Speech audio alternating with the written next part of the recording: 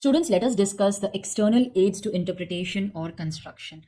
Now, as we discussed in the earlier video, internal aids are something which are in the act itself, whereas external aids are something which will help us to interpret, but they are not available in the act, they are available externally. Okay, so they are available externally in interpreting the act or statute, law. So you will not find these aids in the act itself, they are available externally. Now, what kind of question may be asked on this? So they may ask you a theory question as to what are the external aids to interpretation. Generally, theory question is asked maybe around 4 marks, 5 marks, or even 6 marks, but I don't think it will be asked for 6 marks. Let's stick to 4 or 5 marks of weightage. The first is historical setting. See, whenever the act is made, it must be in some era, right? Like, the act was made in 1872, it was pre-independence. So what was the trade that time?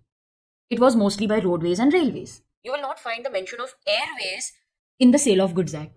You will not find the use of airways in the Contract Act. Generally, they will cover road, shipping, water transport, railway transport. They don't talk about air transport. So when you study the Sale of Goods Act, you will not find the provisions wherein, airway bill is mentioned.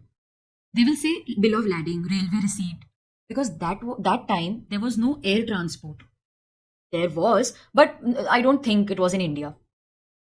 So when we make any act, when we sit to understand the act, we should also consider the time when the act was made. So if a student asks me, ma'am, where is the provision for airways? My dear, in 1930, there was no air transport. In fact, Sale of Goods Act was a sale of goods. The provisions were earlier a part of Contract Act. That was an 1872 Act. Only later we removed it from the Contract Act and made a separate Sale of Goods Act. But earlier the provisions were with contract. So imagine in 1872, was there any air transport? No. So whenever you read any act, also give regards to the external or historical facts, ancient statutes, the authentic works, writings, etc., which were necessary in understanding, comprehending the subject matter, the scope, the object of the enactment. What was the business that time? The external aids include consolidating statutes and previous laws. Like we read the Companies Act, the preamble of Companies Act. I think I may have the document here only. I'll show it to you. Yes. When we read the preamble, read the words carefully. It is an act to consolidate and to amend the law relating to companies. So it is to consolidate and amend the law relating to companies. So what are we trying to do over here in the 2013 Act? We are trying to consolidate the 1956 Act and the 13 Act. And we are also trying to make the necessary amendments. So what is the purpose of the 2013 Act? To consolidate the 1956 and the earlier acts also. Companies Act. Plus we are trying to consolidate, we are trying to amend the 1956 provision, and we are trying to make a new act, that is the 2013 Act.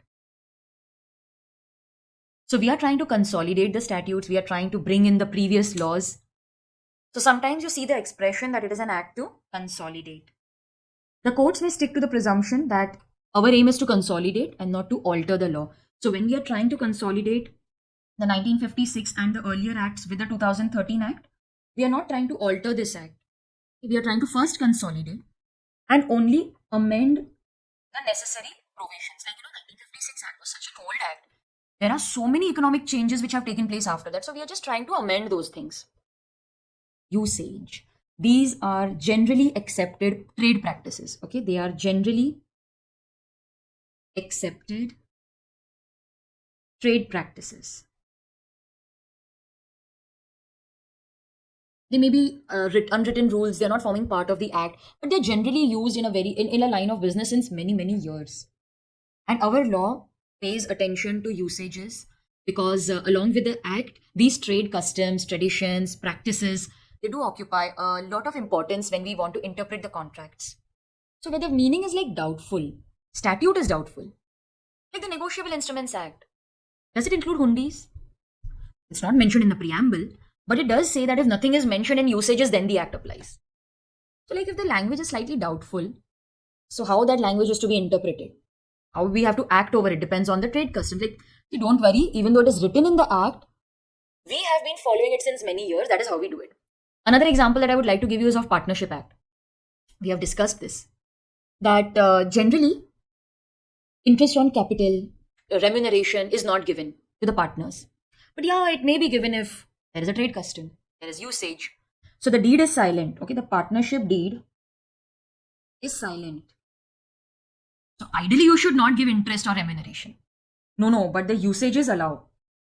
Usages of that particular line of business allow.